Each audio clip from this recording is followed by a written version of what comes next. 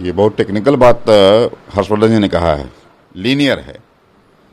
हाँ, ये बहुत टेक्निकल बात है और चूंकि अपने भी डॉक्टर हैं वो, मुझे लगता है देखिए एक चीज़, जो जो टेस्टिंग बढ़ रहा है ना, टेस्टिंग किट्स भी हमारे यहाँ अब आने शुरू हो गए अच्छे वाले, और उसके आने से जो टेस्टिंग किट्स आ रहा है तो कुल मिला के हम संक्रमित नहीं कहेंगे, लेकिन हम ये कहेंगे कि लक्षण जो है, अब देखिए जहाँ भी 100 लोग हैं, 10 लोग हैं, 20 लोग हैं, तो उसमें एक आध लोग को लक्षण बुखार उखार खांसी का रहता ही है, ये स्वाभाविक तौर से है।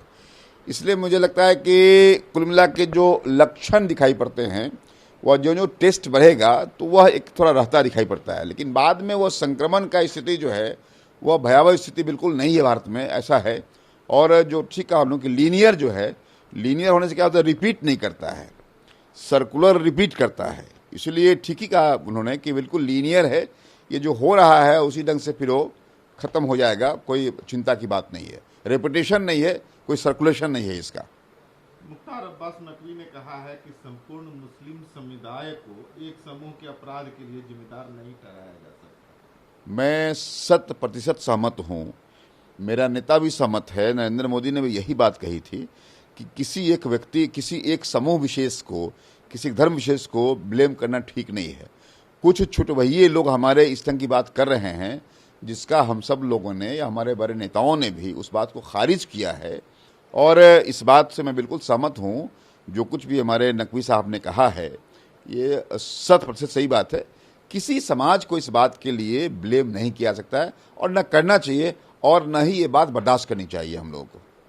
कोविड-19 के आर्थिक असर को देखते हुए सरकार ने कर्मचारियों के डीए और डीआर की बढ़ोतरी वो फ्रीज कर दिया है उसके, लेकिन पेंशन भोगियों के लिए यह बढ़ोतरी जुलाई 2021 तक जारी रहेगी। देखिए, ये संकट पूरे विश्व पे है, देश पर भी है, तो कुछ कठिन जो निर्णय है, जो कठोर निर्णय है, ये जब सरकार हमारी ले रही है तो जनता से मेरा आग्रह होगा कि ऐसे कठोर निर्णय लेने में सरकार के साथ नैतिक समर्थन तो होना ही चाहिए।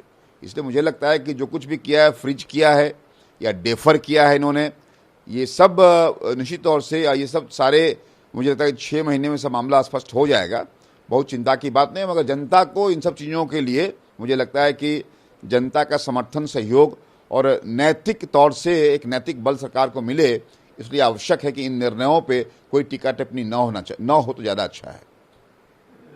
पश्चिम बंगाल में केंद्रीय टीम गई थी लॉकडाउन का सर्वे करने, उसको रोका गया, 10 तरह के अड़ंगे खड़े किए। इस बीच WHO की टीम जब वेस्ट बंगाल पहुंची तो उसका रेड कारपेट वेलकम किया गया। इसको लेकर के वहां के राज्यपाल ने ममता बनर्जी पर सवाल खड़ा किया।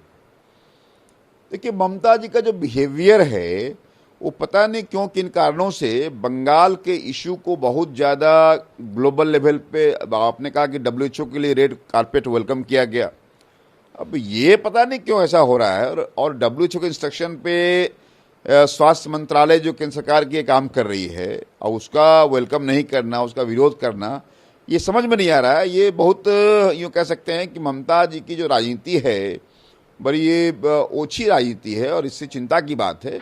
और इस काल में सब दल के लोगों को, लगभग सब दल के लोगों का एक अच्छा राय भी आ रहा है, ममता जी कैसे बिहेव करना न तो बंगाल के हित में है, न देश के हित में है, और न ही किसी हिंदू मुसलमान के हित में है। यह सारा निर्णय उनका जो है यह बंगाल विरोधी है, देश विरोधी है, देश और समाज विरोधी है। सोनिया गांधी ने बीजेपी पर हमला करते हुए कहा है कि बीजेपी ने सांप्रदायिक पूर्वाग्रह और नफरत का वायरस फैलाया है।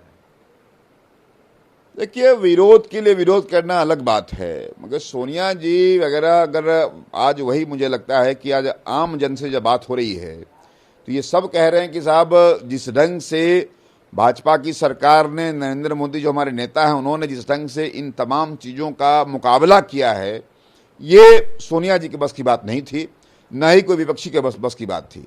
इसीलिए जनता जनार्दन में हमारे नेता के प्रति, चाहे नेता हमारा केंद्र का हो या नेता हमारे प्रदेश का हो, एक अजब जन समर्थन, एक अजब आशीर्वाद मिल रहा है और समर्थन मिल रहा है। इसलिए सोनिया जी क्या बोल रही हैं, ममता जी क्या बोल रही हैं, इसका कोई असर जनता पे नहीं पड़ने वाला है। जनता हमारे साथ थी, जनता हमारे साथ है, और जनता का सहयोग, आशीर्वाद हमारे साथ सदैव रहने वाला भी है।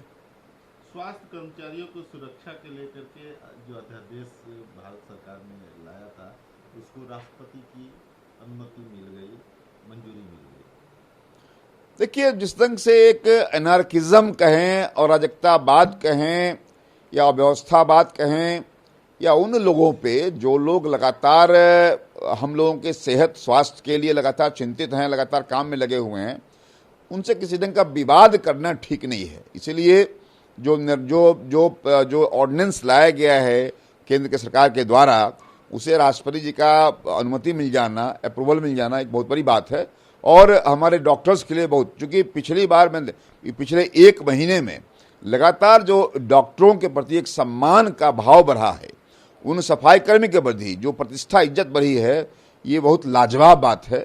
मैं मानता हूं कि इस कोरोना के आक्रमण काल में जो सफाई कर्मी मजदूर हमारे हैं, जो चिकित्सा कर्मी लोग हैं, उनको जो सम्मान में इजाफा हुआ है, निश्चित तौर से उसको कैसे मेंटेन किया जाए एक बड़ा सवाल है। और मेरा इन दोनों वर्ग से आग्रह भी होगा कि ये अपने प्रति जो सम्मान पाया है समाज से और देश से, उसको मेंटेन करें। ये लोग भी अपने तरफ से भी जनता के साथ समन्वय बना के चले तो ज़्यादा अच्छा रहेगा।